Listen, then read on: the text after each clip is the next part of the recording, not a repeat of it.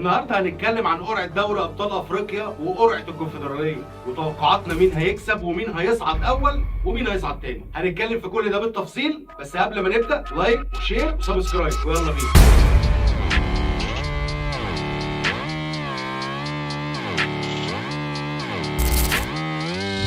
وهنبتدي من الكونفدراليه اللي بيشارك فيها من مصر الزمالك والمصري، وعلشان القرعه ظالمه جدا لينا وقعوا الاثنين في مجموعه واحده اللي هي المجموعه الرابعه. هنبتدي مع المجموعه الاولى اللي بيشارك فيها سيمبا، الصفاقسي، القسطنطيني، برافوز. اما بقى المجموعه الثانيه اللي بيشارك فيها نهضه بركان، ستاليني بوش، الملعب المالي، لواندا سول. ونروح على المجموعه الثالثه اللي بيشارك فيها اتحاد العاصمه، اسك ميموزا، جراف، اروبا يونايتد. ونروح بقى للمجموعه الرابعه والاخيره واللي انا شايف ان دي اقوى مجموعه في البطوله، بيشارك فيها الزمالك، المصري، انيمبا، وبلاك بولز. ونروح بقى لتوقعات المجموعات، وانا شايف ان البطوله والمجموعات دي ما فيهاش اي اختلافات كبيره. يعني مثلا المجموعه الاولى هو سيمبا والصفاقسي، سيمبا اول والصفاقسي تاني، لان الفرقتين التانيين فرقتين مش قد كده. المجموعه الثانيه نهضه بركان اول واستاد مالي مركز تاني. المجموعه الثالثه اتحاد العاصمه اول واسك ميموزا احتمال كبير يبقى تاني. اما بقى المجموعه الرابعه اللي فيها الزمالك والمصري، الفرقتين اللي من مصر بيقعوا مع بعض في مجموعه واحده، دي اللي هيكون فيها منافسه يمكن شويه كبيره. الزمالك ضامن مركز اول لكن المصري هيعاني علشان ياخد مركز تاني، وانا توقعي ان انيمبا هو اللي يكون مركز تاني. خلصنا من الكونفدراليه، نروح على دوري الابطال. وفي دوري ابطال افريقيا الموضوع مختلف شويه لانها البطوله الاعلى قيمه والاقوى في القاره. ونروح على المجموعه الاولى، مازيمبي، يانج افريكانز، الهلال، مولوديه الجزائر. اما بقى المجموعه الثانيه اللي بيشارك فيها سان داونز، الرجاء، الجيش الملكي، مانياما. ونروح بقى على المجموعه الثالثه اللي بيشارك فيها بطل افريقيا النادي الاهلي، ومعاه شباب بلوزداد، اورلاندو بايرتس من جنوب افريقيا، واحنا لازم الاهلي يكون معاه فريق من جنوب افريقيا. اما الفريق الرابع استاد ابيجان. والمجموعه الرابعه والاخيره بيشارك فيها الترجي التونسي، بيراميدز، سجرادا، دوجوليبا. وباختصار بقى يا جماعه توقعاتي في البطوله هنا هتكون اصعب شويه من الناحيه الثانيه، لان الكونفدراليه الاسامي فيها الكبيره محدوده ومعروفه، لكن هنا ممكن تلاقي المجموعه فيها فرقتين او ثلاثه كبار ممكن ينافسوا بعض. المجموعه الاولى فيها الهلال السوداني، فريق مش صغير، ومعاهم يانج افريكانز ومولوديه الجزائر ومازيمبي، فالاربع فرق احتماليه صعودهم كبيره. لكن في المركز الاول انا هختار مازيمبي، لكن في المركز الثاني انا هروح مع الهلال السوداني. المجموعه الثانيه بقى ده فيها حرب كبيره قوي، صن داونز، وطبعا كلنا عارفين صن داونز تفكيره عامل ازاي، وفرقه بتلعب كوره جامده جدا، لكن معاه فرقتين من المغرب، فريق اول الدوري المغربي السنه اللي فاتت والثاني، والاثنين مشاركين بقوه كبيره، والاثنين في نفس مجموعه، والاثنين هتبقى ماتشاتهم جامده جدا مع بعض. فانا بتوقع ان صن داونز اول والجيش الملكي ثاني والرجاء بره. في المجموعه الثالثه طبعا انا بتوقع ان النادي الاهلي يصعد اول والمركز الثاني اورلاندو بايرتس. اي نعم شباب بلوزداد فريق في السنين الاخيره موجود، لكن اورلاندو بايرتس اداؤه السنه اللي فاتت